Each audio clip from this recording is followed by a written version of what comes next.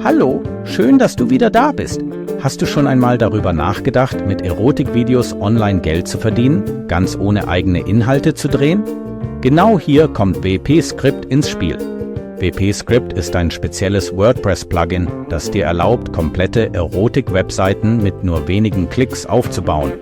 Statt mühsam jedes Video selbst hochzuladen, kannst du über fertige Importskripte tausende Clips automatisch einbinden. Du wählst einfach deine Nische aus, egal ob Amateur, Hardcore, Soft oder Fetisch, und baust dir so deine eigene Plattform. Das Besondere: die Videos stammen aus Partnerprogrammen. Das heißt, jedes Mal, wenn ein Besucher auf deiner Seite ein Premium-Abo abschließt oder auf einen Werbelink klickt, verdienst du Provisionen.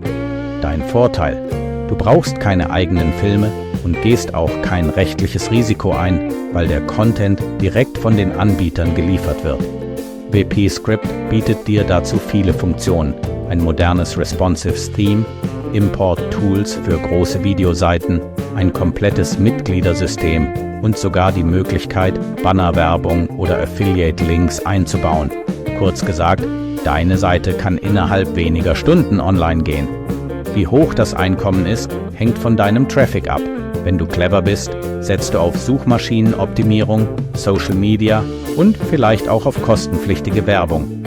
Viele Webmaster berichten, dass sich schon nach wenigen Monaten passives Einkommen aufbaut, teilweise mehrere hundert oder sogar 1000 Euro monatlich.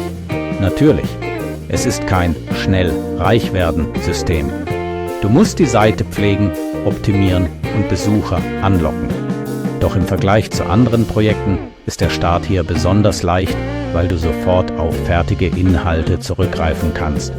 Wenn du also eine lukrative Nische suchst und dich an der Erotikbranche nicht störst, könnte WP Script genau das richtige Tool für dich sein.